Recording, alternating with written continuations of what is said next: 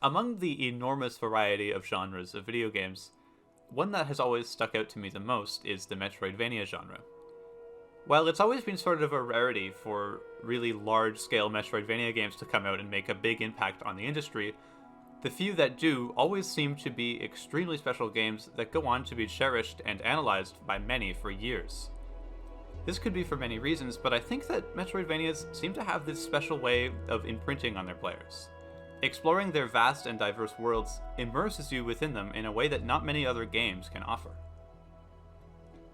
The name of Metroidvania games is exploration.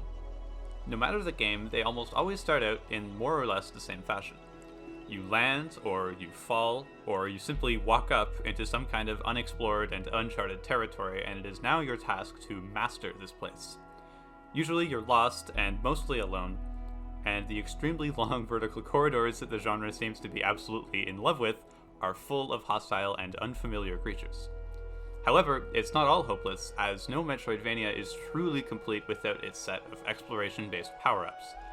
As the game progresses, you slowly gain abilities that let you access more of the world and fight stronger enemies. A higher jump, a dash, or just some extra damage. Also, as you explore, you're bound to learn something more about this world that you've been placed in. This might be through talking with new characters, or finding an undiscovered part of the landscape, or even something as subtle as a light turning on. It's through these tiny moments, along with the music and the visuals in each environment, that makes Metroidvania titles such immersive experiences. Every moment you spend inside of that tightly wrapped map is used to soak up the atmosphere, experiencing the environment, reading text about whatever abandoned civilization you've come across, and intertwining yourself with the game's story in a way that you will never forget. Today I'll examine how the opening sequence of 2 different Metroidvania titles really make you feel like you're in them, and take a look at how these methods have changed with the long history of the industry. For our first game, Super Metroid, I'll have to take you on a mythical quest to the distant past. 1994. 27 years in a lot of cases would be a relatively short amount of time, but considering that these industry-shaping bad boys hadn't even been released yet at the time of Super Metroid, you can see how young the industry truly was and how ahead of its time Super Metroid would be in terms of storytelling. This was a time before it was really normal for games to have fleshed out storylines. Sure, games like Final Fantasy and A Link to the Past had been circulating for a few years by now, but Metroid's style of storytelling was of the likes that nobody had ever seen. Even in the first few minutes, the game gives you so much information and conveys so much tone and atmosphere with imagery and music alone.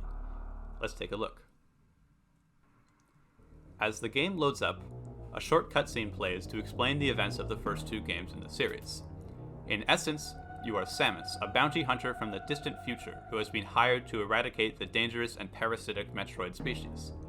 The last time you fought with them on their home planet, you almost completely sent them to extinction, except for the baby, one hatchling that you couldn't bring yourself to destroy. Instead, you bring it to a nearby research station where scientists soon discover how to harness the species for the betterment of mankind. However, in no time at all after leaving the station, the facility is attacked by the ruthless space pirates, the group of intelligent aliens that are responsible for most of the destruction caused by the Metroids. And this is where the game leaves us off, touching down at the empty science center after receiving a distress signal. This very first area is eerily atmospheric. The dim, muted blue light of the station reveals no signs of life anywhere, and there is no music to be heard save the whining and beeping of electronic machinery that was left on after the raid.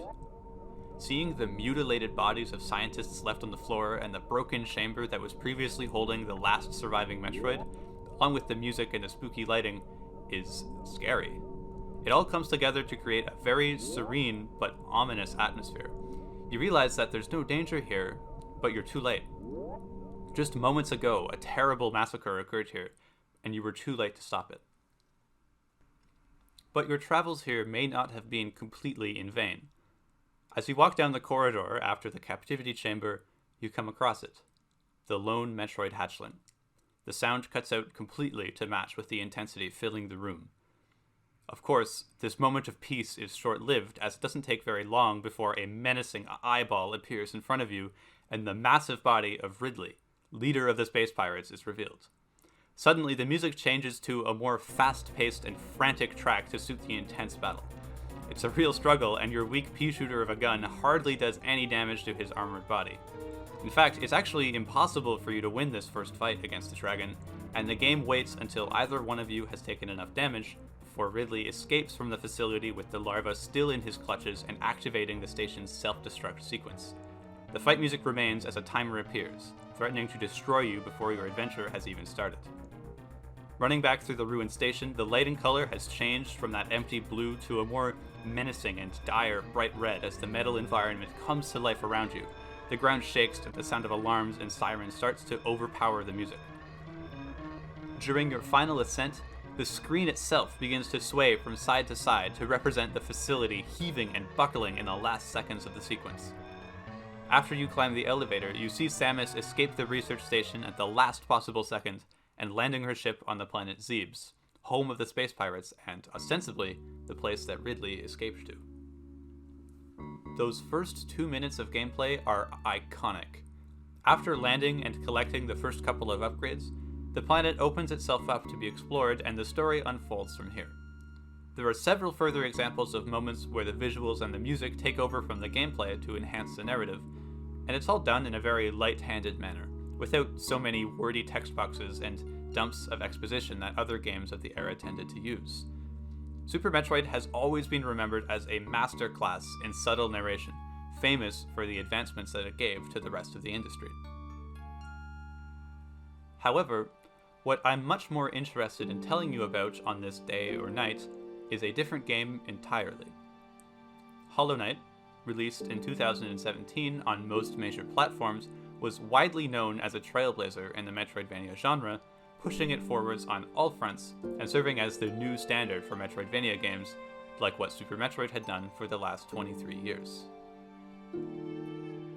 At this point, the video game industry had expanded far beyond the small reach that it had gained in 1994. What we see in this game's first few moments is starkly contrasted against Super Metroid's action-packed recap. Hollow Knight starts by putting a very mystical poem up on the screen, one that talks about savage souls and palest watch, before cutting to this weird display of some screaming terror with bright orange eyes that seems to be trapped in chains. And then the focus cuts to the player character, who is seen walking down this dimly lit path, standing still for a few seconds with a city in the distance, and then they jump off a cliff. Right.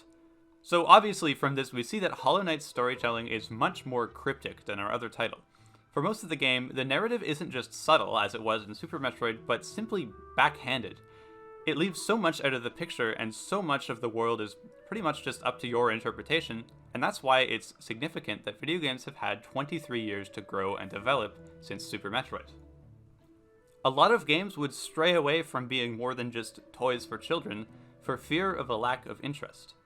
Hollow Knight's story and world feels so much more mature, more fleshed out, more real than Super Metroid's, and that period of growth was so crucial for it to work. For the next few minutes, Hollow Knight remains as cryptic as ever. The main character, the Knight, falls down the cliff from the first cutscene, and that's where the player takes control. The scene is dark and dim, not too far off from where we found Samus and the research station. Also harking back to 1994 is the lack of music at this stage in the game. Instead of humming machinery, though, howling wind is heard. It adds to the tone of the scene and makes the fossilized caverns feel, for lack of a better word, hollow. You still don't really know where you are, but the deep cliffs and echoing air come together to make a very desolate atmosphere.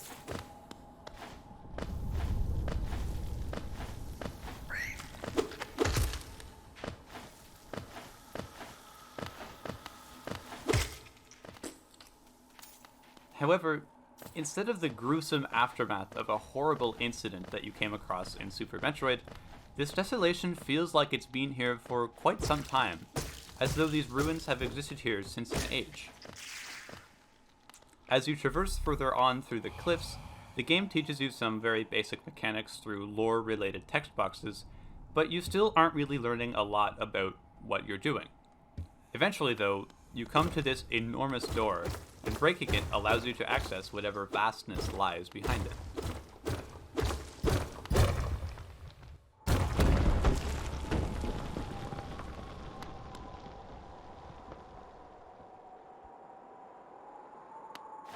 Hollow Knight here takes a thick tonal shift into what has to be one of my favorite set pieces in the whole game. As you walk through the valley outside of the caves, you approach a small city, the one that you could see in the first cutscene. The music changes from that howling wind sound to a slow and contemplative piano piece. You learn that the city in question is called Dirtmouth, and you sit on a local bench for a much-needed rest.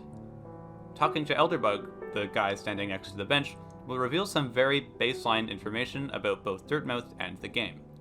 There used to be a kingdom underneath the town, but it has since fallen to ruin. A lot of people have tried to explore the ruins and recover some of its lost wealth for themselves with dreams of grandeur, but nobody ever comes back up. Instead, they succumb to madness, and they all eventually atrophy in the depths. I think that writing a piece for viola and piano, especially such a romantically styled and ethereal one, is an excellent choice by composer Christopher Larkin for this point of the game. What you see on screen is so solemn. The old bench and both of the bugs look so lonely against the backdrop of the sparsely placed lampposts and boarded up buildings, just as the melody in the viola and the right hand of the piano sit so far away from the backdrop of the low, rolling left hand. The thin blue-gray color palette of the city is a mirror image of the viola's timbre, as it weakly cries out against the warm chord changes in the piano. Listen to the wandering melody line and how it matches so well with the picture of that old city. You can see the wind blowing grass and dust in the foreground as the winding piano notes seem to roll out endlessly through time, slowly picking away at the world before Dirtmouth and the kingdom beneath it fade away completely.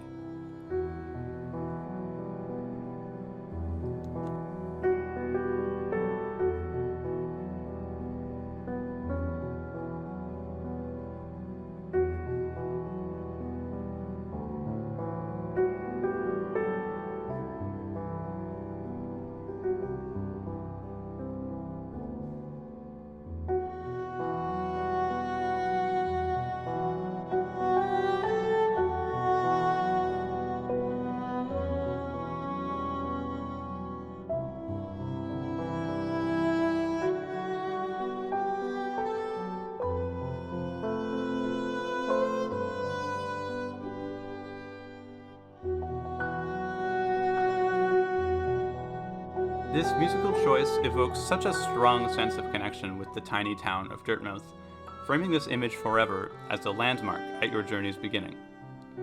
As you return to Dirtmouth over the course of the game, the city grows, gaining a few residents and turning a few lights on in some of the buildings, but the music stays the same for the whole time, and the dreary, gloomy, and empty theme is a constant, even with the city full of friendly faces. It almost becomes comforting in a way to hear that familiar tune cry out every time you return. The story and the secrets that you uncover beneath the ground twist and turn around each other, and the game's plot expands greatly to span an entire kingdom's worth of secrets and ancient history. Through all of it, though, the tone on the surface is stagnant and unchanging.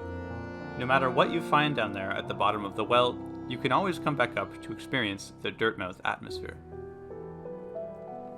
So, why is this important? As I discussed a lot in my Risk of Rain series, I think it's interesting to look at how one aspect of a game can change given time, or how a genre can be seen to innovate over the course of several years.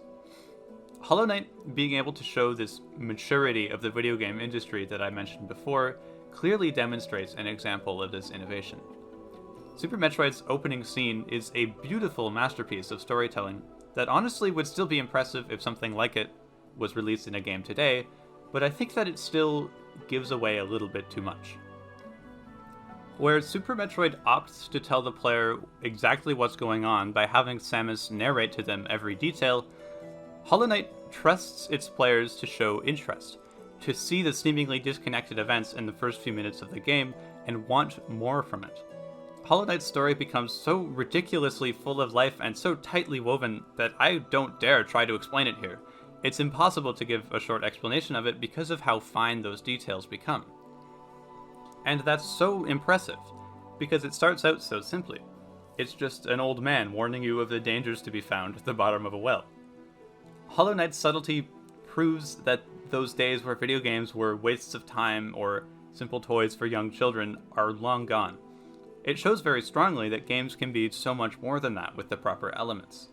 Hollow Knight shows what happens when games are allowed to exist as more than just a game, and start reaching into the realm of art.